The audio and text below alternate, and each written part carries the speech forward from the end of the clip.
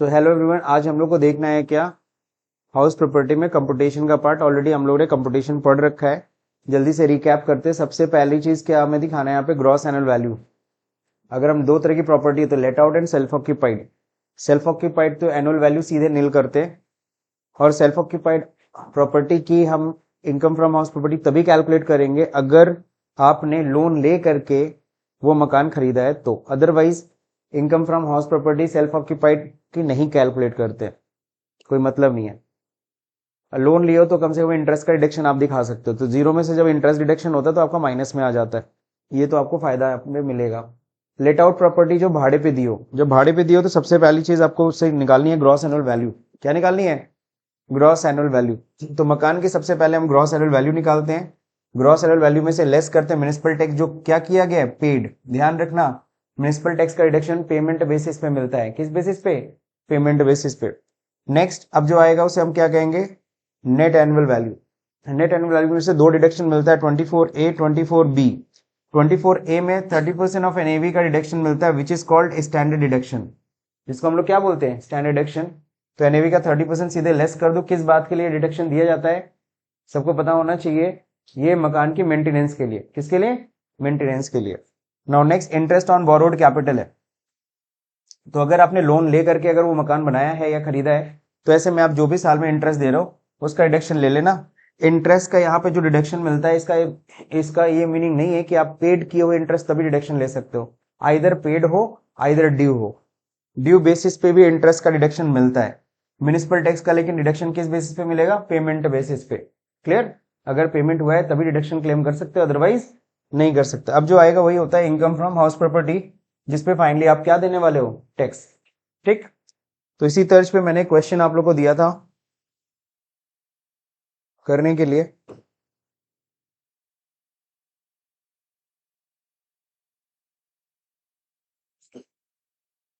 This one, ये question था, mister Chandler is the owner. ये वाला क्वेश्चन मैंने दिया था। Is the owner of 3 house. इनके पास कितने मकान है? 3 मकान है ना। Particular of which are as under. आपको बस एनएवी निकालनी थी, आपको इनकम फ्रॉम हाउस प्रॉपर्टी भी नहीं निकालना था। तो यहाँ पे सबसे पहली चीज क्या देखना था? फेयर रेंट और म्युनिसिपल वैल्यू, जो दोनों में से ज्यादा हो। तो पहले में अगर हम देखेंगे fair rent and municipal value, सबको पता है ना जीएवी का कैलकुलेशन कैसे होता है। जीएवी में हम 3 स्टेप यूज करते हैं। कितने स्टेप? 3 स्टेप। पहला म्युनिसिपल वैल्यू और fair rent, whichever is higher. तो इन दोनों में से कौन अधिक है? 36,000। फिर इसको कंपेयर करना होता है स्टैंडर्ड रेंट से। तो स्टैंडर्ड रेंट तो क्वेश्चन में दिया ही नहीं है। अगर स्टैंडर्ड रेंट नहीं है तो फिर कंपैरिजन नहीं कर पाओगे। सीधे सीधे आपको क्या करना होगा? 36,000 को ही, इसी को हमें क्या मानना पड़ेगा? Expected rent. Expected rent. अब एक्चुअल रेंट सर दिया है क्या? नहीं, एक्चुअल रेंट भी नहीं दिया है। तो एक्चुअल रेंट भी नहीं दिया है तो जाहिर सी बात है यहाँ पे क्या होगा? इसी को जो एक्सपेक्टेड रेंट है वही आपका जीएवी हो जाएगा। ठीक। अब यहाँ पे देखो ध्यान से, कह रहा है कितना कि ये मकान क्या है? सेल्फ ऑक्यूपाइड है। तो सेल्फ ऑक्यूपाइड की तो एनुअल वैल्यू नील होती है, लेकिन यहाँ पे एनुअल वैल्यू हमने फिर भी मकान की निकाल ली है। कितनी है? 36,000। फिर कहता है हाउस डी है, वो भी कह रहा है सेल्फ ऑक्यूपाइड है। इन दोनों में से कौन अधिक है? 24,000।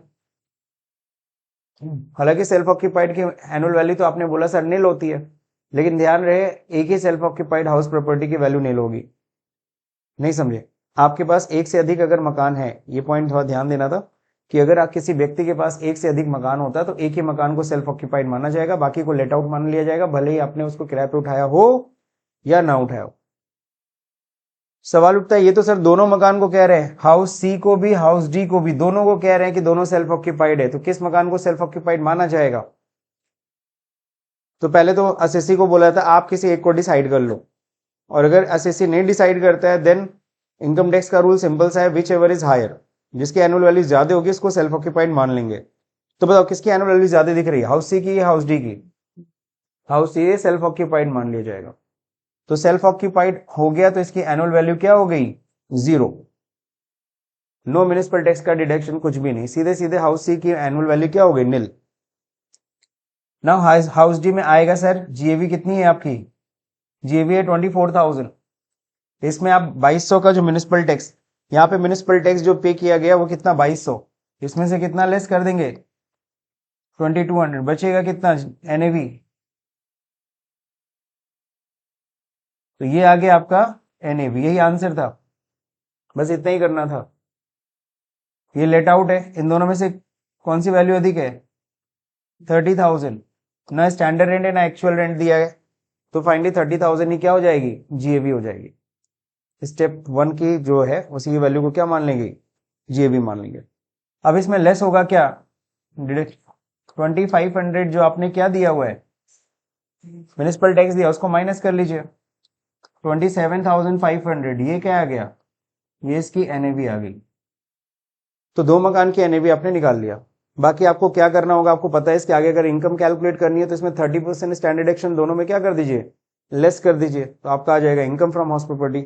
चूंकि क्वेश्चन में वो निकालने के लिए नहीं कहा है सिर्फ एनएवी, तो हम बस एनएवी निकाल के छोड़ देंगे। Getting my point? तो जो क्वेश्चन में कैसे वही करिए। नाउ नेक्स्ट वापस आते हैं।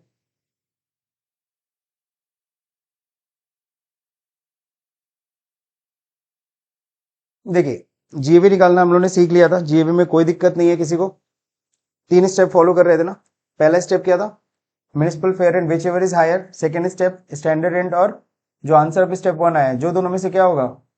लोअर। पहले हायर देखते हैं फिर लोअर देखते हैं। एक्सपेक्टेड रेंट, एक्सपेक्टेड रेंट का एक्चुअल रेंट, फिर क्या देखते हैं? हायर।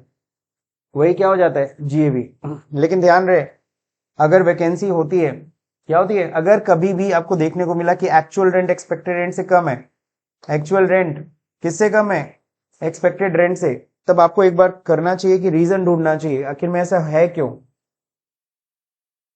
और रीजन में आपको 3 रीजन मिल सकते हैं। पहला रीजन मिल सकता है क्या? वैकेंसी रीजन हो, और अगर वैकेंसी के कारण एक्चुअल रेंट एक्सपेक्टेड रेंट से कम है तो एक्चुअल रेंट को ही जीवी ले लेना था ना। जैसे ये समझाया था, मान लो एक्सपेक्टेड रेंट 2 लाख है और आपने 20,000 9 ही महीने का मिला है, 3 महीना मकान खाली रहा, तो यहाँ पे साफ साफ क्लियर हो रहा है कि मकान क्या रहा? 3 महीना खाली रहा। अगर 12 महीना उठा होता तो 2,40,000 होता, तब क्या एक्चुअल रेंट एक्सपेक्टेड रेंट से कम होता? नहीं, क्योंकि मकान 3 महीना खाली रहा है इसीलिए एक्चुअल रेंट एक्सपेक्टेड रेंट से कम है। तो ऐसे में कहता है कि एक्चुअल रेंट को ही क्या मान लो? जीएवी मान लो। तो यहाँ पे अगर वो वाला फॉर्मूला लगाओगे कि विच एवर इज हायर, तो गलत हो जाता। समझ रहे कि नहीं समझ रहे? Now next, other than vacancy है। अदर देन वैकेंसी मतलब किराया ही कम तुम ले रहे हो, किराया ही क्या कर रहे हो? कम ले रहे हो। लाइक एक्सपेक्टेड रेंट 2 लाख है, आपने 15,000 भाड़े पे उठाया है, 15,000 महीना, और 12 महीना पूरा उठा हुआ है, 1,80,000 आ रहा है। वैकेंसी है क्या? नहीं। यहाँ पे एक्चुअल रेंट एक्सपेक्टेड रेंट से कम क्यों है? क्योंकि हम किराया, गवर्नमेंट कहता है एक्सपेक्टेड रेंट तो इतनी होनी चाहिए 2 लाख, लेकिन फिर भी 2 लाख से आप दिखा रहे हो कम, यानी क्या है? यहाँ पे अदर रीजन आ रहा है। सो अदर रीजन के केस में से नॉर्मल जो आप लोग अभी तक पढ़े हो, विच एवर इज हायर, हम वही कंसेप्ट लेके चलते हैं जो आपने पीछे पढ़ा था। ठीक, यानी एक्सपेक्टेड रेंट ही क्या बन जाएगा? जीएवी बन जाएगा। Next, both the reason.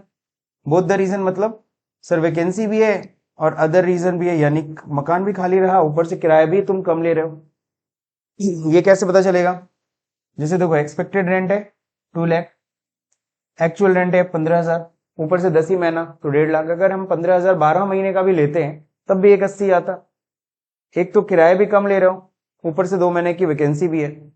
तो जब दोनों रीजन होता है तो हम लोग निकालते हैं जीएवी कैसे? एक्सपेक्टेड रेंट पे loss due to vacancy reduce कर देते हैं, माइनस कर देते हैं। तो यहाँ पे देखो एक्सपेक्टेड रेंट कितना था?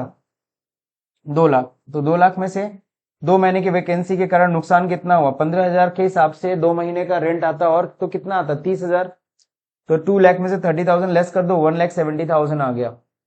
इस बार अगर तुम इन दोनों में कंपेयर भी करते, whichever is higher lower जो भी है, तब भी गलत होता, क्योंकि एकदम देखो आंसर एकदम डिफरेंट आ रहा है।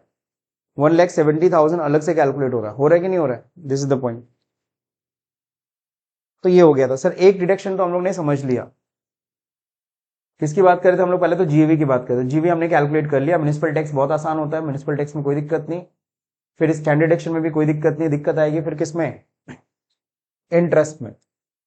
किसमें? इंटरेस्ट ऑन बोरोइंग कैपिटल, यानी कि अगर तुमने लोन ले करके मकान बनाया है या लोन ले करके मकान खरीदा है तो उस पर जो ब्याज दे रहा हो उसका डिडक्शन कैसे मिलेगा। तो ये चार्ट है, बहुत इजी चार्ट है, इसको बस समझ लो, दिमाग में आराम से सेट हो जाएगा, कोई दिक्कत नहीं है। इंटरेस्ट ऑन बोरोइंग कैपिटल, अगर लेट आउट प्रॉपर्टी है सर, कोई लिमिट ही नहीं है, नो लिमिट। अगर तुमने कैसे मकान को बनाने के लिए लोन लिया, ऐसे मकान को जो तुम किस पर्पस के लिए यूज कर रहे हो, लेट आउट पर्पस के लिए बना रहे हो। सर कैसे पता चलेगा कि मकान लेट आउट पर्पस के लिए? फॉर एग्जाम्पल आप क्या बिजनेस कॉम्प्लेक्स बना रहे हो, तो बिजनेस कॉम्प्लेक्स बना रहे हो तो रहने के लिए तो नहीं बना रहे हो ना। Getting my point? कोई एडी मॉल बना रहा है, एडी सिनेमा, इस तरह की चीजें बिल्डिंग्स बना रहे हो, तो जाहिर सी बात है ये क्या है, एक होता है बिजनेस कॉम्प्लेक्स, एक होता है हाउसिंग कॉम्प्लेक्स। हाउसिंग कॉम्प्लेक्स रहने के लिए, बिजनेस कॉम्प्लेक्स बिजनेस के लिए, यानी वो लेट आउट पर्पस के लिए, आप रहने के लिए तो नहीं बना रहे हो अपने, है ना। तो ऐसे केस में लेट आउट पर्पस के लिए अगर आपने लोन लिया है तो जितना भी इंटरेस्ट पे करोगे सर पूरे का डिडक्शन ले लेना विदाउट एनी लिमिट। चाहे ब्याज 10 लाख आ रहा, 20 लाख आ रहा, आप लेस कर लो, ठीक। लेकिन अगर आपने लोन कैसे लिया है, सेल्फ ऑक्यूपाइड प्रॉपर्टी के लिए, किसके लिए, सेल्फ ऑक्यूपाइड के लिए, तब तो लिमिट है, तब तो लिमिट सेट है। सर कितनी? बिफोर 1 अप्रैल 1999। अगर लोन कब का है, लोन अगर 1 अप्रैल 1999 से पहले का अगर लोन है तो ऐसे केस में लिमिट कितनी है, 30,000। सर हाउसिंग लोन बड़े लंबे लंबे होते हैं, 20-20 साल, 25-25 साल, 30-30 साल लोग चुकाते हैं, समझ रहे कि नहीं समझ रहे, रिटायरमेंट तक चुकाते रहते हैं। तो अगर वो आपने लोन जो हाउसिंग लोन कब लिया था, 1 अप्रैल 1999 के पहले लोन लिया था हाउसिंग लोन, और आज भी अगर चुका रहे हो तो उसका इंटरेस्ट का रिडक्शन मैक्सिमम कितना ले सकते हो, 30,000। 30,000 से ज्यादा का इंटरेस्ट का रिडक्शन नहीं मिलेगा, ठीक। लेकिन अगर, अब जाहिर सी बात है ऐसे लोन बहुत कम पड़े होंगे, है कि नहीं है। अब अगर लोन कब लियो, ऑन और आफ्टर 1 अप्रैल 1999 को या उसके बाद अगर तुमने लोन लिया है तो इंटरेस्ट का रिडक्शन कितना मिलेगा। तो यहाँ पे आपको एक और चीज देखना होगा, क्या चीज, पर्पस, किस काम के लिए लोन लियो। लोन का पर्पस क्या था, खरीदने के लिए कि कंस्ट्रक्शन के लिए। अगर खरीदने के लिए, कंस्ट्रक्शन के लिए, तो लिमिट कितनी है, 2 लाख। लेकिन अगर तुमने किसके लिए, रिपेयर के लिए, रिन्यूअल के लिए, रिकंस्ट्रक्शन के लिए, रिपेयर, रिन्यूअल, रिकंस्ट्रक्शन के लिए, तब इंटरेस्ट का मैक्सिमम रिडक्शन कितना ले सकते हो, 30,000, नॉट मोर देन दैट। कुछ समझ में आया? सर फिर से देखते हैं, हमने वो मकान कैसा बनाना था, लेट आउट पर्पस के लिए, तो जो भी आप इंटरेस्ट दोगे आप पूरा डिडक्शन ले लो, कोई लिमिट नहीं है। सेल्फ ऑक्यूपाइड के लिए लिमिट होती है, लेकिन सेल्फ ऑक्यूपाइड के लिए भी देखना है लोन कब लिया था, 1 अप्रैल 1999 के पहले की बाद में। अगर 1 अप्रैल 1999 के पहले लिया था तो कोई पर्पस से मतलब नहीं है, 30,000 का सीधा सीधा डिडक्शन। अगर 1 अप्रैल 1999 को या उसके बाद लिया था तो पर्पस चेक करना पड़ेगा।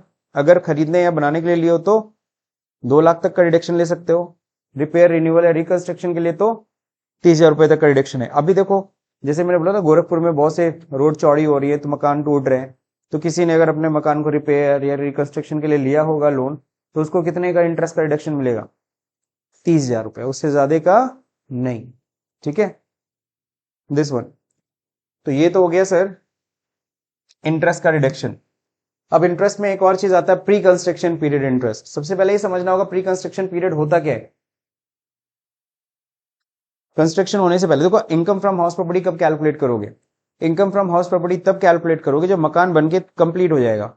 मकान अगर अंडर कंस्ट्रक्शन में है तो आप इनकम फ्रॉम हाउस प्रॉपर्टी उसका कैलकुलेट, अरे भाई अंडर कंस्ट्रक्टेड हाउस है, कहां भाड़े पे उठा पाओगे, उठा पाओगे नहीं। तो पता चला बिल्डिंग बनने में कई साल लग जाते हैं, 2-2 साल, 3-3 साल। तो सवाल उठता है, सर हमने लोन लिया, हमने आज लोन लिया, 2 साल में बनके तैयार हुआ बिल्डिंग, तो क्या ये 2 साल के बीच का इंटरेस्ट नहीं लगेगा क्या, बैंक वाला तो ये 2 साल का भी ब्याज लेगा कि नहीं लेगा। तो क्या उस टाइम के जो इंटरेस्ट को हम लोग कहते हैं pre construction period interest, loan लेने से लेकर के कंस्ट्रक्शन कंप्लीट होने तक के समय को हम लोग कहते हैं प्री कंस्ट्रक्शन पीरियड। अब कंस्ट्रक्शन कंप्लीट हुआ, इसके बाद तो income from house property calculate करोगे, तब इंटरेस्ट का रिडक्शन लोगे, तो उस साल का तो इंटरेस्ट का रिडक्शन हो जाएगा। लेकिन सवाल तो ये जो 2 साल जो बन रहा था उस समय का जो हमने ब्याज जो कैलकुलेट हुआ या जो दिया उसका रिडक्शन कैसे मिलेगा। तो गवर्नमेंट ने कहा ठीक है, उस 2 साल का ब्याज निकाल लो, कितना होता है, जितना भी होता है उसको डिवाइड बाई 5 कर देना। उसका हम रिडक्शन एक साथ नहीं देंगे, 5 सालों में टुकड़ों में देंगे। Getting my point. Suppose 2 lakh रुपए ब्याज था, तो 2 लाख को डिवाइड कर दो 5 से, कितना हुआ, 40,000। तो 40,000, 40,000, 40,000, 40,000 कितने टुकड़ों में मिलेगा, यानी आगे के 5 सालों में उसका रिडक्शन लेना। समझ गए, कितने साल में। तो प्री कंस्ट्रक्शन पीरियड इंटरेस्ट, पहले तो आपको यह समझना होता है कि प्री कंस्ट्रक्शन पीरियड होता क्या है। तो this interest is allowed as deduction in 5 equal annual installment. Clear हो गया सबको, यही मैंने बताया ना। Starting from the year completion of construction और acquisition. Pre construction period interest को कितने साल में मिलता है? 5 इक्वल इंस्टॉलमेंट में मिलता है। प्री कंस्ट्रक्शन पीरियड किसे कहते हैं? लोन लेने से लेकर के कंस्ट्रक्शन कंप्लीट होने तक के समय को। फॉर एन एग्जाम्पल 1 जनवरी को हमने लोन लिया था, 1 जनवरी 2015 को सपोज लोन लिया और कंस्ट्रक्शन कंप्लीट हो गया कब? 1 जुलाई 2017 में कंस्ट्रक्शन कंप्लीट हो रहा है। तो 1 जनवरी 2015 से लेकर के 1 जुलाई 2017 तक के जो समय को हम क्या बोलेंगे? प्री कंस्ट्रक्शन पीरियड कहेंगे, है ना, आफ्टर कंस्ट्रक्शन। अब यहां पे इंटरेस्ट का क्या होगा? सपोज इस इतने समय का जो ब्याज रहा वो कितना रहा? 2.5 लाख रुपए। कितना रहा? 2,50,000। इसका रिडक्शन मिलेगा कि नहीं मिलेगा? बिल्कुल मिलेगा, लेकिन कितने हिस्सों में? इसको डिवाइड करोगे 5 से तो कितना आएगा? 50,000। तो हर साल आप 50,000 का रिडक्शन और ऐड कर लेना, जितना उस साल का इंटरेस्ट होगा प्लस 50,000 रुपए। कितने सालों तक? 5 सालों तक। 5 सालों तक पूरा ले लोगे।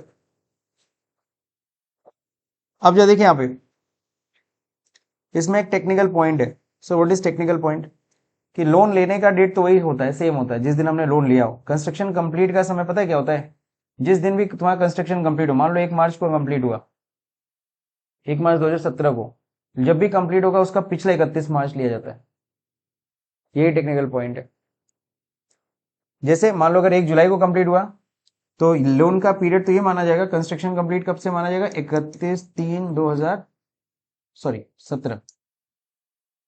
31 मार्च 2017 तक। इसको प्री कंस्ट्रक्शन पीरियड मानेंगे। जिस दिन भी कंप्लीट हुआ उसका पिछला 31 मार्च। समझ गए? क्यों? क्योंकि इस साल से तो तुम क्या करोगे? कैलकुलेट कर सकते हो ना इनकम फ्रॉम हाउस प्रॉपर्टी। तो उस साल का तो पूरा ब्याज तुम क्लेम करोगे ही करोगे उस साल, लेकिन इसके पहले वाले का क्लेम नहीं कर पाओगे। तो यही आएगा प्री कंस्ट्रक्शन पीरियड में। अगर सपोज करो तुम्हारा कंस्ट्रक्शन कंप्लीट होता 1 मार्च को कंप्लीट हुआ है, सोचो। अब इसका पिछला 31 मार्च किस में चला जाएगा? ये देखो 16, पिछला 31 मार्च। तो ध्यान रहे 1 मार्च 2017 पे खड़े हो, पिछला 31 मार्च कब खत्म हुआ होगा? 31 मार्च 2016 में। तो उसको प्री कंस्ट्रक्शन पीरियड, जिस दिन भी कंप्लीट हुआ उसका पिछला 31 मार्च तक माना जाता है प्री कंस्ट्रक्शन पीरियड। यही एक टेक्निकल पॉइंट है इसमें, और कुछ नहीं। Now one thing more, what is composite rent? Interest का रिडक्शन समझ में आ गया सब लोग को? इंटरेस्ट का रिडक्शन होता है नॉर्मल, जिस साल का होगा रिडक्शन मिलेगा। अगर लेट आउट पर्पज के लिए तो जितना ब्याज होगा आप रिडक्शन लेना विदाउट एनी लिमिट। लेकिन हाँ, अगर सेल्फ ऑक्यूपाइड है तो उसमें ध्यान रखना 1 अप्रैल 1999 के पहले का है तो 30,000, 1 अप्रैल 1999 को या उसके बाद का है तो 2 लाख रुपए अगर बनाने के लिए खरीदने के लिए लिए हो तो, और अगर रिपेयर रिकंस्ट्रक्शन लिए तो 30,000 का reduction. That's it. Pre construction period का इंटरेस्ट का रिडक्शन क्लियर हो गया। 5 इंस्टॉलमेंट में मिलेगा। कितने इंस्टॉलमेंट में? पूरा इकट्ठा नहीं मिलता। ठीक। अब हम लोग बात करते हैं किसकी? What is composite rent? So composite rent का मतलब जब आप किराया दे रहे हो, जैसे आप लोग रूम पे कहीं रहते हो गए किराए पे, तो उसमें ना किराया प्लस बिजली देते हो। तो किराया प्लस बिजली अगर मिला के दे रहे हो that is called composite rent. उसको क्या बोलते हैं? Composite rent. सिर्फ मकान का किराया नहीं दे रहे हो, सिर्फ मकान का किराया नहीं दे रहे हो, रेंट। नॉर्मली गोरखपुर में तो रेंट प्लस इलेक्ट्रिसिटी होती है, सही है कि नहीं सही है? तो रेंट प्लस इलेक्ट्रिसिटी है सर, ठीक है ना। और अगर आगे जाओगे तो कई जगह पता चलेगा कि रेंट प्लस इलेक्ट्रिसिटी प्लस किसका देना पड़ता है? वाटर सप्लाई का भी देना पड़ता है, वाटर का भी। मुंबई में जाओ, दिल्ली में जाओ तो ये सब है। प्लस किसी बिल्डिंग में फ्लैट में रह रहे हो तो लोग और प्लस कर देते हैं सर, लिफ्ट चार्जेस भी देना पड़ेगा। प्लस गार्ड है सर, गार्ड का भी पेमेंट करना होगा, गार्ड का भी चार्जेस लगेगा। नहीं समझे? पार्किंग है, पार्किंग चार्जेस नहीं समझे?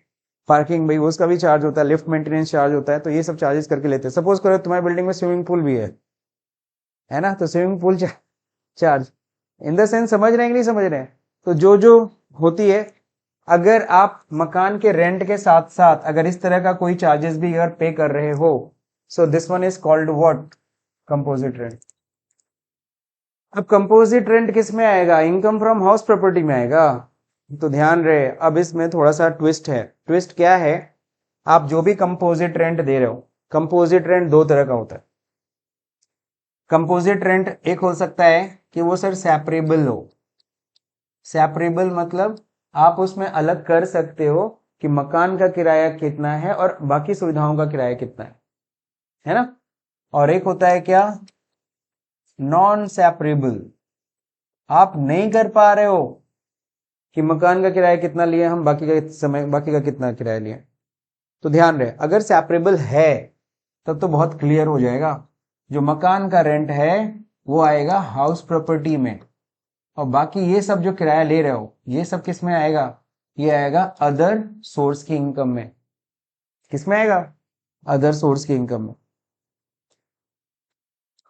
क्लियर हो गया सबको।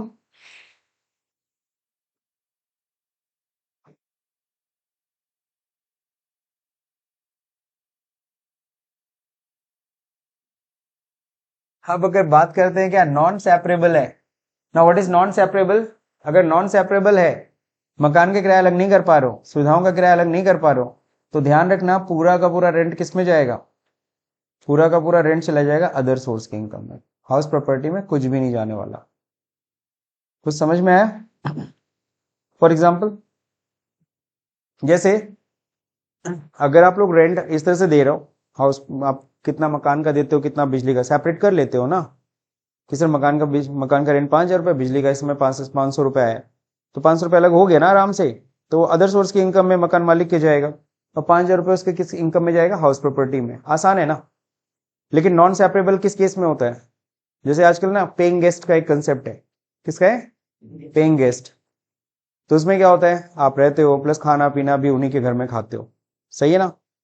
तो उसमें क्या होता है कि जब आप पेमेंट करते हो तो उस पेमेंट में वो क्लेरिफाई नहीं कर पाएगा मकान मालिक कि कितना तुम खाने का पैसा दिए, कितना तुम पानी का पैसा दिए, कितना तुम बिजली का पैसा दिए, कितना तुम रूम का दे रहे हो। तो पेइंग गेस्ट में क्लियर कर पा रहा है, नहीं कर पा रहा है। तो जो भी 5,000 रुपये ले रहा है ना वो नॉन सेपरेबल है। वो 5,000 रुपये सीधे उसके कौन से इनकम में आएगा, अदर सोर्स की इनकम में। किस में आएगा, क्लियर हुआ कि नहीं क्लियर है। होटल वाला तो खैर पीजीबीपी में, या तो देखो अदर सोर्स में दिखाओ या तो पीजीबीपी में दिखाओगे। अच्छा मैंने ये पॉइंट नहीं बोला कि ये जो है हाउस प्रॉपर्टी में है, ये अदर सोर्स या पीजीबीपी में दिखा सकते हो। तो होटल वाला क्या करेगा, होटल वाला आपको रूम देता है। अब रूम का रेंट सपोज करो 1,500 रुपए, तो 1,500 रुपए वो एक दिन का तुमसे लिया, मान लो 2 दिन का तुम रह ले, तुम 3,000 रुपए दिए उसको। तो 3,000 जब उसको दिए तो वो क्लियर नहीं कर पा रहा कि कितना तुम बिजली यूज किए, कितना तुम पानी यूज किए। बात समझेगी नहीं, वही नहीं क्लियर कर पा रहा है। तो जाहिर सी बात है वो पूरा 3,000 रुपए किस में दिखाएगा, नॉन सेपरेबल है ना, या तो अदर सोर्स में या तो पीजीबीपी में। तो होटल वाला किस में दिखाएगा, पीजीबीपी में। लेकिन आपका तो घर है, आप तो ऐसे किराए पे दियो, पेइंग गेस्ट रख दिए एक दो को, है ना, दे दिया आपने, तो अब आप किस में दिखाओगे, पीजीबीपी। आपका बिजनेस है नहीं, तो आप किस में दिखाओगे, अदर सोर्स में। क्लियर, कोई दिक्कत किसी को। कंपोजिट रेंट क्या होता है, क्लियर हो गया। जब मकान के किराए के साथ साथ और भी सुविधाओं का किराया लिया जाता है तो उसे हम क्या कहते हैं, composite rent. Clear. Now next, composite rent की टैक्सेबिलिटी क्या है, वही है इनसेपरेबल और सेपरेबल। क्लियर है, पढ़ लिया आपने ऑलरेडी। सेपरेबल है तो रेंट किस में चला जाएगा, इनकम फ्रॉम हाउस प्रॉपर्टी में, और rent for other asset is taxable under the income from other source या फिर पीजीबीपी। क्लियर। और इनसेपरेबल है तो टैक्सेबल बिजनेस इनकम, वही देखो बिजनेस इनकम बोला ना, पीजीबीपी, या फिर इनकम फ्रॉम अदर सोर्स। चलिए अब क्या है, unrealised rent. What is unrealised rent, clear है, किराया वसूल नहीं हो पाया। किराया वसूल, कब किराया वसूल नहीं हो पाता है, किराएदार भाग गया। किराएदार क्या हुआ, भाग गया। नहीं नहीं, बुढ़िया बिस्तर सब लपेट के चला गया, पता ही नहीं चला। कई ऐसी बिल्डिंग होते मकान मालिक वहां रहता है थोड़ी ना है, मकान मालिक वहां नहीं रहता है, किराए पे दे रखा है, तुम रातों रात गायब हो गए, टपका दे देंगे। टपका समझते हो ना, क्या कि अगले महीने देंगे, फिर अगले महीने देंगे, फिर गायब हो गए। ठीक। तो what is that meaning of unrealised rent is clear. The rent of the property pertaining the previous year, किस समय का था, प्रीवियस ईयर का, which the owner of the property could not recover from the टीनेंट। हम recover नहीं कर पाए, किससे, टीनेंट से, किराएदार से। To be able deduct unrealise rent from your rental income, तो रेंटल इनकम में से वो डिडक्ट कर दी जाती है। गवर्नमेंट कहता है ठीक है सर, आपका रेंट इतना आना था, नहीं आया, माइनस कर लो। लेकिन इतने भी आराम से वो डिडक्शन नहीं देता है। वो कहता है sir there are 4 condition must be satisfy. Unrealise rent है तो ये 4 कंडीशन कंप्लीट करना तभी डिडक्शन देंगे, अदरवाइज नहीं। पहला नंबर, टेनेंसी बोनाफाइड होना चाहिए। बोनाफाइड मतलब सही में वो किराएदारी पे तुमने दिया था, किराए पे दिया था जगह, ठीक है ना। किराएदार सही होना चाहिए, ये नहीं मतलब एग्रीमेंट कुछ होना चाहिए, रेंट एग्रीमेंट, क्लियर। ऐसे नहीं ओरल पे नहीं होना चाहिए। अब तुम दिखा रहे हो अनरियलाइज हुआ ना, तो रेंट एग्रीमेंट होना चाहिए तुम्हारे पास, ठीक है। फर्जी टेनेंसी नहीं दिखाना। Now next, defaulting tenant and has vacated, उसने सच में तुम्हारा मकान क्या कर दिया, खाली कर दिया। Its steps have been taken to compel him to vacate the property, है ना। तुमने सारे स्टेप उठाए, तुमने सारे स्टेप उठाए उससे किराया वसूल करने के लिए।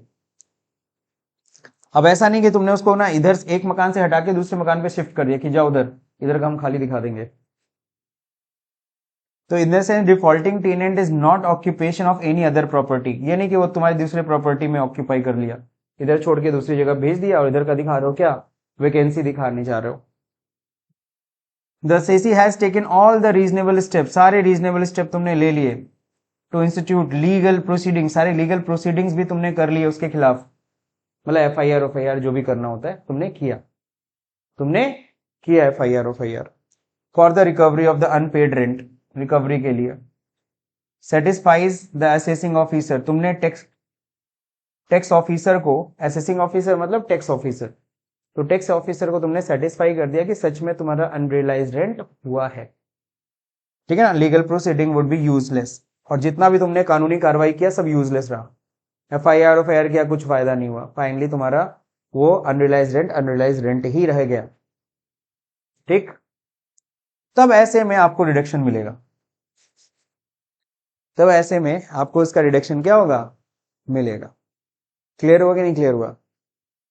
तो ऐसा बहुत सा होता है, बहुत से लोग होते हैं किराए पे देते फिर कि चलो बिजनेस कॉम्प्लेक्स बस 30,000 रुपए रेंट है, 3 महीने तक बंदा रेंट ही नहीं दिया, है ना, 90,000 रुपए। चौथे महीने फिर क्या हुआ, गायब हो गया, सामान छोड़ के चला गया, तो क्या उसके सामान की भी क्या वैल्यू है, फर्नीचर बेच के हम कितना ले लेंगे। गेटिंग माई पॉइंट, 90,000 का तो नुकसान हुआ ना सर। अब उसके लिए हमने उसके ऊपर एफआईआर किया, सब कुछ किया, मतलब टैक्स ऑफिसर को हमें ये सेटिस्फाई कर देना कि सच में मेरा अनरियलाइज रेंट हुआ है, मेरा को नुकसान हुआ है, तब वो डिडक्शन देगा अनरियलाइज रेंट का। Unrealise rent will not be allowed as a deduction from the actual rent received और receivable if the above mention condition are not fulfilled. समझ रहे हो, डिडक्शन नहीं मिलेगा अनरियलाइज रेंट का अगर आपने ये सारी कंडीशन कंप्लीट नहीं किए तो, ठीक। तो इतने आराम से गवर्नमेंट डिडक्शन नहीं देती है। टैक्सेबिलिटी ऑफ अनरियलाइज रेंट, कल को अनरियलाइज रेंट वसूल हो गया सपोज 4 साल बाद, कितने साल बाद, आफ्टर 4 ईयर या आफ्टर 5 ईयर, क्या हुआ, वो जो बंदा अनरियलाइज रेंट किया था वो अचानक आता है काला टोपी काला जैकेट पहन के और कहता है ये जो 90,000 रुपए आपका बाकी था ये ले लीजिए प्लस 10,000 मेरी तरफ से जो मैंने आपका नुकसान किया, ठीक है ना। वो 1 लाख रुपए दे रहा है, तो अनरियलाइज रेंट वो वसूल हो गया, रिकवर हो गया, क्या हो गया, रिकवर। अच्छा, अनरियलाइज रेंट का गवर्नमेंट ने अगर डिडक्शन दिया था, क्या दिया था, गवर्नमेंट डिडक्शन दिया था, और फिर अब वो रिकवर हुआ है, तब तुम्हें गवर्नमेंट को फिर दिखाना भी पड़ेगा, उस पर टैक्स देना पड़ेगा, ठीक है। लेकिन गवर्नमेंट ने उस समय तुम्हारा अनरियलाइज रेंट नहीं माना था और पूरे पे टैक्स ले लिया था, अब वो अनरियलाइज रेंट आ रहा है, अब गवर्नमेंट को दिखाओगे, तो जब उस समय नहीं माने थे तो अब क्या, तो ये तो पूरा इनकम है मेरा, क्योंकि टैक्स तो ऑलरेडी मैंने दे दिया है। तो it shall be deemed to be the income from house property, unrealise rent जब भी रिकवर होगा उसको इनकम फ्रॉम हाउस प्रॉपर्टी ही मानेंगे। In respect of the financial year, किस साल की इनकम मानी जाएगी, which such rent is receive, जिस साल रियलाइज होगा उस साल की अब इनकम माना जाएगा। 5 साल बाद मिल रहा है ना, इस साल में तो इस साल की इनकम मानी जाएगी अब, जिस साल रिकवर होगा, पहला number. Next, The amount to be extended, it has not been included in the annual value of earlier will be charged to tax. Further, 30% of such rent shall be allowed as deduction. Deduction कितने का मिलेगा? सिर्फ 30% का. Suppose unrealise rent कितना है? 1 लाख रुपए है, तो 1 लाख में 30% हटा दो, 70,000. ये तुम्हारी सीधे सीधे इनकम फ्रॉम हाउस प्रॉपर्टी, उसी पे टैक्स लगेगा. कितना रिकवर हो रहा है? 1 लाख. डिडक्शन कितने का मिलेगा? 30%. वही स्टैंडर्ड डिडक्शन वाला माइनस करेंगे, इतना मिलेगा तुम्हें डिडक्शन. अगला क्या है? It will be taxable even the house is not owned by you in the year of recovery and receipt of unrealised rent. कुछ समझे कि नहीं समझे? क्या लिखा है? It will be taxable even if the house is not owned by you in the year of recovery receipt और unrealised rent. सही है? वो किराया तो तुम्हें दे रहा है ना. पता चला तुमने उस मकान को ही बेच दिया था, तो मकान बेच दिया तो क्या दिक्कत है? FIR तो तुमने कराया था ना, मकान ने थोड़ी ना कराया था. FIR किसने कराया था? तुमने. तो जाहिर सी बात है वो तुमको किराया लाख दे रहा है, किस लिए दे रहा है? कि भैया हमारा FIR से नाम हटा दो. हो गया, मेरा FIR में नाम आज भी है ना, तो उसको हटा दो. तो इन द सेंस क्या है, अगर उस मकान को मैंने बेच भी दिया और अब जाके मेरे को अनरियलाइज रेंट आ रहा है, तो हाउस प्रॉपर्टी इनकम ही मानी जाएगी, इसी साल की इनकम मानी जाएगी और मेरी इनकम मानी जाएगी. Getting my point? भले उस मकान के तुम इस समय ओनर हो या ना हो. ठीक, ये भी point clear. Now next, arrear of rent. Sir अभी तक तो समझ में अनरियलाइज रेंट तो समझ में आ गया, रिकवर नहीं हुआ. अब ये एरियर क्या होता है? एरियर जैसे सैलरी में पढ़ाया था, तुम्हारी सैलरी बढ़नी थी, बढ़ाया नहीं, अभी भी पुराना सैलरी दे रहे हैं.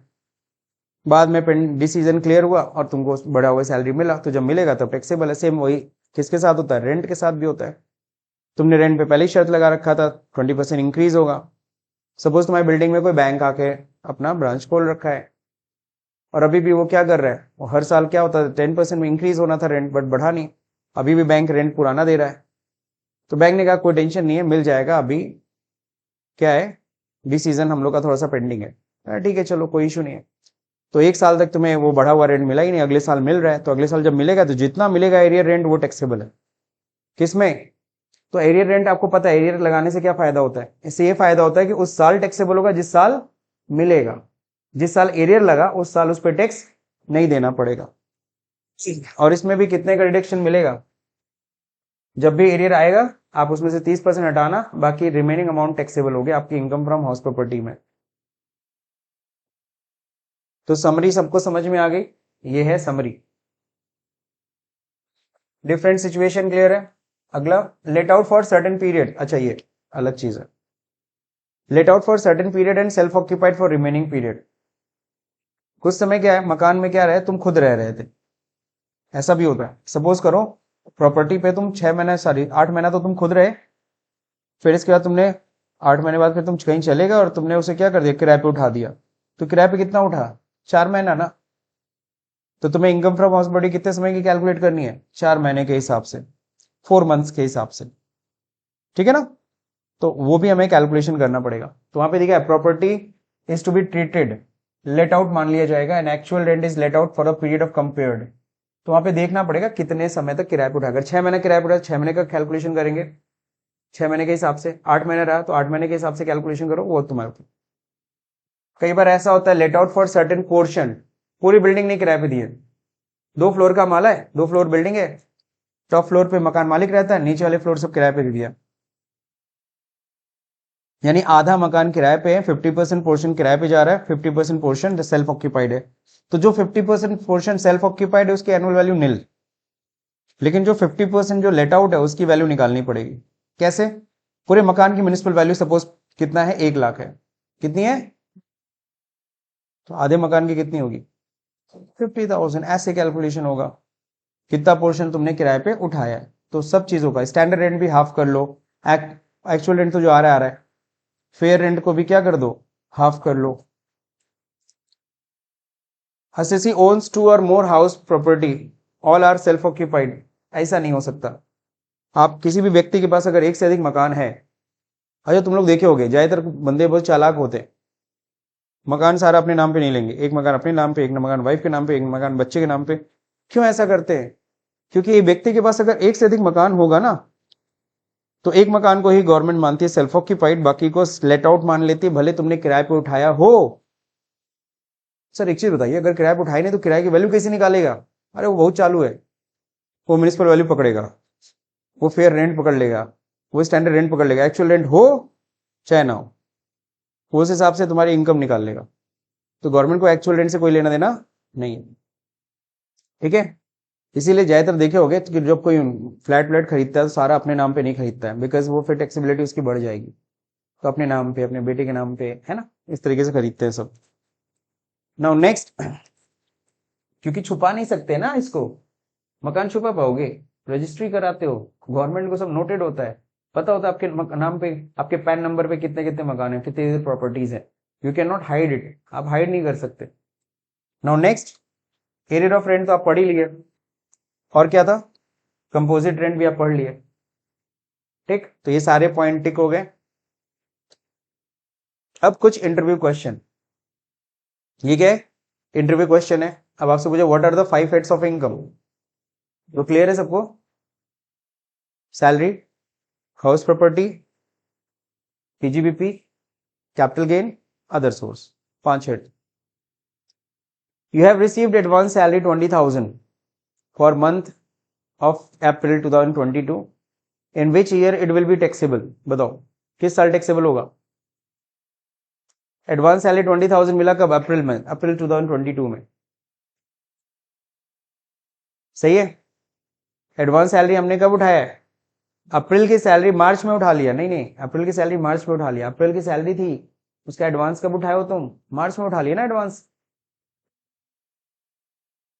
21-22 में। अप्रैल 2022 की सैलरी तुमने मार्च में उठाई, मार्च 2022 में। तो मार्च 2022 शुरू कब हुआ होगा? अप्रैल 2021 में, 21-22 में वो टैक्सेबल हो जाएगा। नहीं समझ में आया? एडवांस मतलब होता क्या है साहब? You have receive advance salary for the month of अप्रैल, तो एडवांस कब उठाओगे? मार्च 2022 में ना।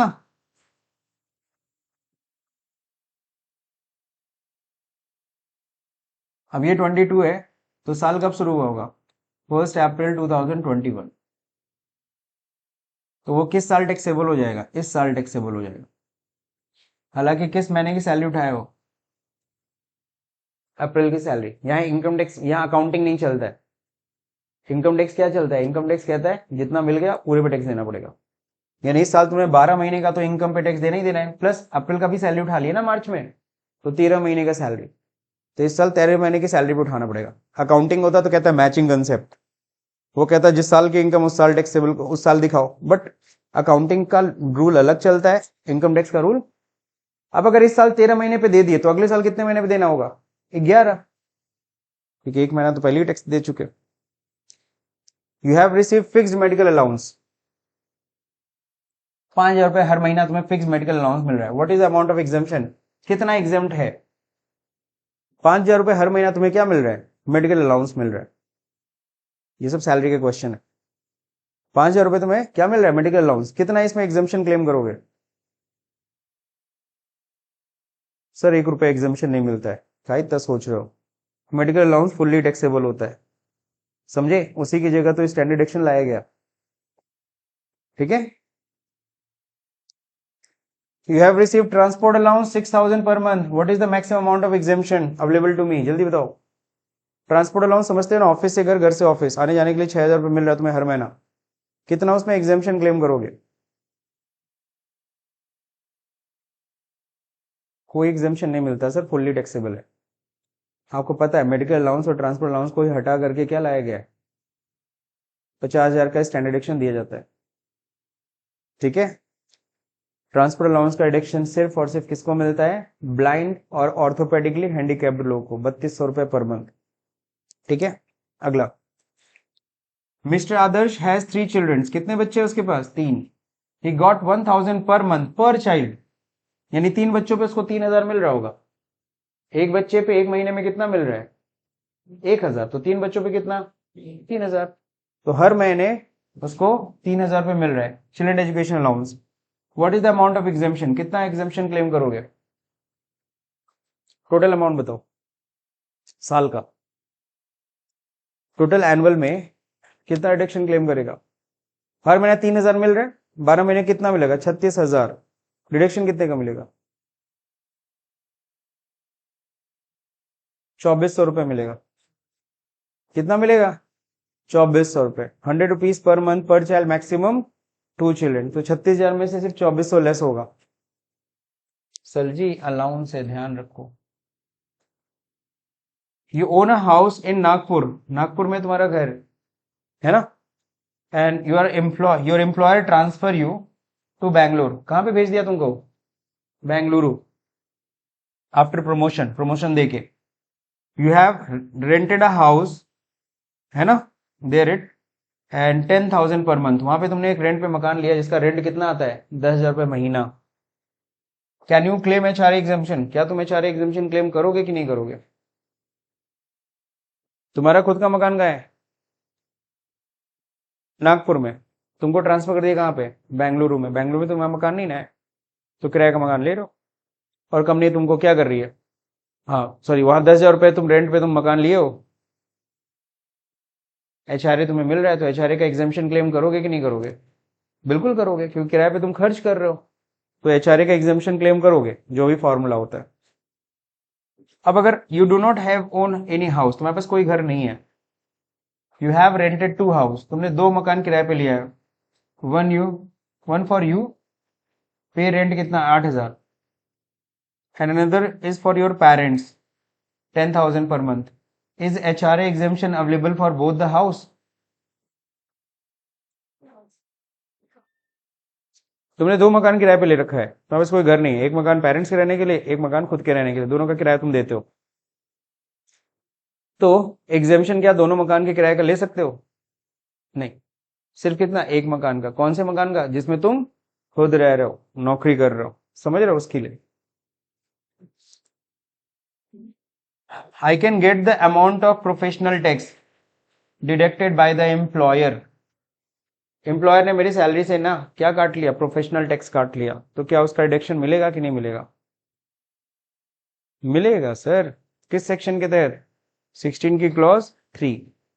प्रोफेशनल टैक्स सैलरी से कट जाता है, और उसका डिडक्शन आप क्लेम करोगे। चलिए, ये तो सैलरी का एक रिवीजन हो गया, जिसमें आप लोग पूरी तरीके से समझ गए ना, बोलने की जरूरत नहीं है। तो प्रैक्टिकल क्वेश्चन है, ये होमवर्क है आपका। Rahul is the owner of 3 house, all the house are let out. ये हो चुका है, सॉरी, ये हो चुका है ना, ये होमवर्क है। Pradeep Verma owns a 3 house in Delhi, the particulars of the house are. तो हाउस 1 है, वैकेंसी है क्या? नहीं। दूसरे मंथ में वैकेंसी कितनी है? इसमें कितने महीने की है? ये भी हो गया था। अच्छा, तीसरा क्वेश्चन नहीं हुआ है, तो थर्ड क्वेश्चन, इसमें इंटरेस्ट का बताना है, कितना इंटरेस्ट डिडक्टेबल है, और क्या है, रिकंस्ट्रक्शन पीरियड है, सबका सॉल्यूशन दिया हुआ है। हाँ, ये क्वेश्चन ये क्वेश्चन नंबर 5, ये आपको कर लीजिएगा। Mister Joy owns a house property having 2 residential unit, unit 1, unit 2। Unit 1 को क्या किया? Self occupied, unit 2 let out है। अब यहाँ नहीं बताया यूनिट 1 कितना है, यूनिट 2 कितना है, तो अगर कुछ क्वेश्चन में नहीं दिया है तो हम मानेंगे 50-50%। 50% लेट आउट है, 50% सेल्फ ऑक्यूपाइड है। तो यहाँ पे म्यूनिसिपल वैल्यू दिया है तो उसको आधा कर लेना, स्टैंडर्ड रेंट दिया है तो उसको हाफ कर लेना। तुमको सिर्फ किस पोर्शन से मतलब है? लेट आउट वाले से। और यहाँ पे इंटरेस्ट भी चुका रहा है, और कब का लोन है? 1998 का है, 99 के पहले वाला। ब्याज कितना दे रहा है? 63,000। ठीक है ना, तो सेल्फ ऑक्यूपाइड का भी हाउस प्रॉपर्टी कैलकुलेट करोगे, बिकॉज इंटरेस्ट है। निकालिएगा जॉय वाला, दिया है हेल्प के लिए सॉल्यूशन, लेकिन आप इसको मत ही देखिएगा। असाइनमेंट्स 1, 2, ये तो बहुत सिंपल है। दिया ना, mister Virat owns a house property, particulars are given below, fair rent, municipal value, standard rent, actual rent सब दिया हुआ है, और म्यूनिसिपल टैक्स कितना बना है, उसने कितना पे। तो असाइनमेंट कंप्लीट कर लीजिएगा, 1 2 3, 3 क्वेश्चन है। और क्या कंप्लीट करना है, इंटरव्यू क्वेश्चन। कौन सा question, interview question. That's it, यहाँ पे हमारी हाउस प्रॉपर्टी कंप्लीट होती है। अगला जो हेड है वो क्या है हमारा, PGBP. So that's it for today's lecture.